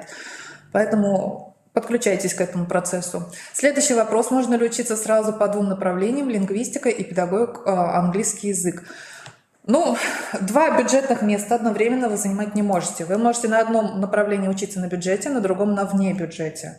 А дальше все зависит от того, насколько у вас хватит физических сил и вашего, наверное, психического потенциала, потому что это очень сложно изучать языки на 2 сразу специальностях. Это значит, что свою сессию вы умножаете на 2, вы все пары, можно сказать, тоже умножите на 2, потому что разные направления. Переводчики — это одно направление, а учитель русского языка, английского языка — это другое направление, разные предметы. Здесь просто нужно соизмерить свои силы, возможности. Нормативно можете. Так, еще раз уточните, пожалуйста, оригинала какого числа успеть сдать. Здесь все зависит от того, что, смотря куда вы поступаете, на очную форму обучения или на заочную. Так, оригиналы. Так, 28 июля должны быть уже оригиналы в университете у тех, кто поступает по квотам. Квоты — это у нас те, кто имеют подтверждение инвалидности, статус сироты, это участники спецопераций, если родители, и это целевое обучение. Вот они должны самыми первыми принести свой оригинал в университет. И 3 августа – это те, кто поступают по общему конкурсу. Здесь, уважаемые тоже и родители, учителя, и дети, такой небольшой комментарий из грустного опыта. Если вы находитесь удаленно и не можете сами принести свой оригинал документа, если вы его отправляете почтой, это вы отправляете на свой страх и риск. Потому что момент приема документа будет значиться с того момента, когда он поступит в университет, а не когда вы его отправили из дома. Соответственно, у нас был тут в том году случай, когда с севера абитуриентка выслала свой оригинал, Он приехал, к сожалению, после того, как завершился прием оригиналов на все формы обучения, и она просто не смогла поступить на бюджет. Поэтому очень планируйте свои выезды в город, либо работу с почтами, с экспресс-доставками. Экспресс-доставка не всегда тоже бывает прям в плане экспресс. И вы знаете, что время подачи у нас оригиналов тоже будет до 12, поэтому вам нужно успеть. Просто даже вот в 12:00, там 5 секунд мы уже не имеем права воспринимать документы, система будет закрыта. Здесь связано не с того, что мы не хотим его воспринять, просто доступ в систему вбить мы это даже просто не сможем. Поэтому очень внимательно относитесь к своему оригиналу, как вы его будете предоставлять в университет. Логистику продумайте заранее. Следующий вопрос. Возможно ли в какой-то момент обучения перевести с очного на заочное? Да, здесь есть такая возможность, без проблем. Единственное, здесь будет загвоздка в том, что, например, если вы на очной форме обучения учились на бюджете и хотите на бюджетно-заочную форму обучения, то значит там должно быть это вакантное бюджетное место. А если вы планируете на внебюджете продолжить, там проблем нет. Если в группе есть просто место, без проблем можно перевестись. Дальше вопрос. Грамота, диплома нужны от БГПУ. Здесь, смотрите, нужно смотреть перечень индивидуальных достижений, потому что это за грамота и что это за диплом, в каком... Есть, потому что очень много мероприятий, которые проводятся, где участвуют, и вы развиваете свои какие-то навыки, компетенции, а есть те, именно за которые действительно даются дополнительные баллы при поступлении. У нас это, вот из наших таких мероприятий, так Мулинская олимпиада, у нас это конкурс «Моя земля» в цифровой проекции с этого года мы будем начислять баллы. Это, конечно, всероссийские олимпиады. Это волонтерская деятельность, если у вас есть волонтерская книжка, либо вы на сайте зарегистрированы как волонтер, у вас там действительно есть какие-то отметки о вашей деятельности. Это у нас ГТО. Если вы отличник в школе, имеете диплом, аттестат с отличием и диплом с отличием, то, конечно, там тоже баллы будут. Здесь тоже обратите внимание, когда вы получаете аттестат с отличием, у вас прямо в аттестате должна быть пометка с отличием. И если этой пометки нет, баллы не начисляются. Иногда это связано чисто с техническими какими-то вопросами, не хватило бланков, еще что-то. Юридически мы вам не сможем засчитать индивидуальные баллы, если не будет отметки с отличием. Поэтому проверяйте это заранее, дожидайтесь нужных вам формулировок документов. Следующий вопрос. Скажите, пожалуйста, сколько бюджетных мест в этом году на физической культуре? Так, если вас интересует 4-летняя программа, то бюджетные места предусмотрены на заочной форме обучения, 25 бюджетных мест. Если вы рассматриваете очную форму обучения, то нужно будет подавать документы на профиль физическая культура и ОБЖ, безопасность жизнедеятельности, простите, правильно называется, и там будет 20 бюджетных мест. Следующий вопрос. В данный момент учусь в колледже на бюджетной основе, на преподаватель физической культуры. Что нужно для поступления? Здесь, смотрите, нужно, во-первых, чтобы у вас был диплом на руках, потому что он дает вам право сдавать наши внутренние вступительные испытания. Вы будете сдавать русский язык, основы педагогики и психологии, и профессиональные испытания – это общая физическая подготовка. Здесь тоже хочу обратить внимание, когда вы будете поступать, у вас будет свой личный кабинет, там будет обязательно расписание вступительных испытаний. Убедительная просьба, следите за своим расписанием, проверяйте свои личные кабинеты, там много чего интересного и полезного. Поэтому вот я, когда вначале выступала с табличкой по ЕГЭ, сделайте такую же табличку, когда какие экзамены вы будете сдавать, в какой форме, что онлайн, что очно, чтобы не пропустить. Следующий вопрос. Факультет психологии. Если я выберу обществознание, то смогу сдавать базу. Так, сейчас, секундочку, давайте посмотрим. На факультете психологии предусмотрена возможность выбора, либо вы общество предоставляете, либо математику профиль, поэтому здесь, если вы уверены в своих знаниях по обществознанию и понимаете, что хорошо сдадите, то математику, конечно, можете не сдавать, можете писать базу, ради бога. Но здесь проверить нужно, действительно ли математика профильного уровня вам вообще не нужна при поступлении. Потому что действительно может быть такая ситуация, что вы точно знаете, что математика не пригодится. Следующий вопрос. Олимпиады для школьников в вашем вузе закончились ли это? Сейчас у нас в марте будут второй очный заключительный этап Акмулинской олимпиады. Насколько я знаю, уже первый тур прошел, уже определены участники второго очного этапа, и весь март будет посвящен именно Акмулинской олимпиаде у нас в университете. Также на нашей базе сейчас проходят региональные этапы Всероссийской олимпиады школьников, поэтому если вы участвуете, посмотрите, где проходит, возможно, вы к нам придете в гости. Следующий вопрос. Сколько бюджетных мест на психолога?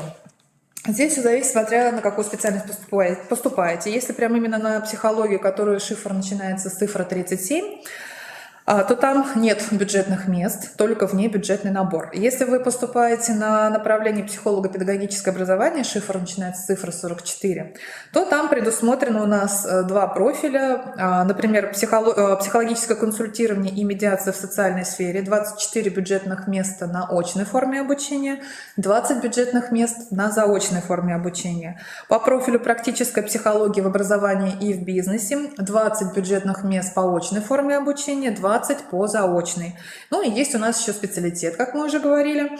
Называется он психолого-педагогическая коррекция и реабилитация лиц с девиантным поведением, 25 бюджетных мест по очной форме обучения. Поэтому выбирайте, что вам больше нравится. Бюджетные места есть в достаточном таком хорошем количестве, поступайте.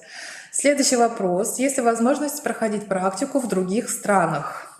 Здесь, учитывая обстановку, не могу сейчас вам точно сказать, смотря какие страны вы рассматриваете, но у нас есть программы, предусматривающие, так сказать, обмен студентами. Часть обучения проходит в нашем вузе, часть обучения проходит в другом университете, в том числе и практики.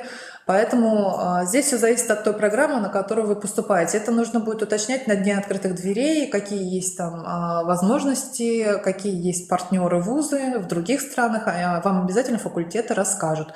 Очень славится, насколько я знаю, с такими стажировками. У нас факультет башкирской филологии, там очень много дружественных университетов в разных странах по изучению различных родных языков, тюркских языков, арабского языка. Поэтому присмотритесь, посмотрите. Ну, естественно, Институт филологического образования и межкультурных коммуникаций тоже взаимодействует с другими странами и тоже участвует в различных программах стажировки, поэтому все зависит от того, на какую программу вы поступите. Так отдельно прямо на практику, по-моему, это не осуществимо, именно нужно, чтобы была программа стажировки. Следующий вопрос. На факультет... Так, филология на специальности, связанной с иностранным языком, обязательно ли сдавать иностранный язык? Ну, конечно, обязательно, вы же будете будущим специалистом по иностранному языку. Так, есть ли альтернатива, например, литература? Ну, давайте проверим. Если прям вы хотите быть языковедом, то здесь, ну, к сожалению... Так, сейчас посмотрим, какие варианты есть. Так, смотрите, у вас, кстати, если вы пойдете на педагогическую специальность, на учителя иностранных языков, тогда там есть вариант, например, у вас будет обязательно русский, обществознание, язык, а третий экзамен у нас либо математика профиль, либо иностранный язык. Здесь возможность есть, но если вы хотите именно прям на лингвистику, то есть на переводческую программу, там такого варианта не будет. То есть ваш вариант, если вы не выбрали ЕГЭ по иностранному языку, ваш вариант – это поступить на профессию учителя иностранных языков. Поэтому посмотрите еще раз, какие вступительные экзамены и на что обратить внимание. Но здесь тоже сразу хотелось бы, наверное, предостеречь, если у вас никаких склонностей к иностранному языку нет. Ну, вы должны понимать, что они должны у вас появиться в процессе обучения, потому что это такая специальность, которая требует больших, наверное, трудозатрат в изучении все-таки языка. И всегда есть второй язык. Английский первый язык, и вторым идут либо немецкий, либо французский. Поэтому... Если вы понимаете, что язык сейчас не знаете, но хотите, ну, перед вами большая работа. Следующий вопрос. Можно ли избежать вступительный экзамен по плаванию? Так, ну это уже было, я уже говорила, что нужно будет на факультете узнавать, что внутри самой программы и как этого можно избежать. Тут я не специалист в области физической культуры, поэтому пока не подскажу. Здесь нужно будет на день открытых дверей прийти и спросить. Следующий вопрос. Так, есть возможность проходить программу Work and Travel. Здесь сразу говорю, тоже все зависит от того, на какой факультет института вы поступили, какие там предусмотрены возможности. С учетом просто обстановки немножко все вот эти программы не такие активные, и в любом случае на каждую какую-то программу по обмену есть свои требования. Это так сразу сказать, что вы точно туда куда-то там сможете поехать, где-то участвовать. Там тоже проводится отбор, поэтому Все зависит от вас и от желания. Поэтому я думаю, что возможности всегда есть, если есть желание. Следующий вопрос. Если хочешь поступить на учителя обществознания, история, экономика, право, нужно ли сдавать историю обязательно или можно сдать литературу? Так, это у нас Институт исторического, правового, социально-гуманитарного образования. Так, если хотите учителем обществознания, да, хотите? Здесь у нас следующий предусмотренный экзамен. Это русский, общество обязательно.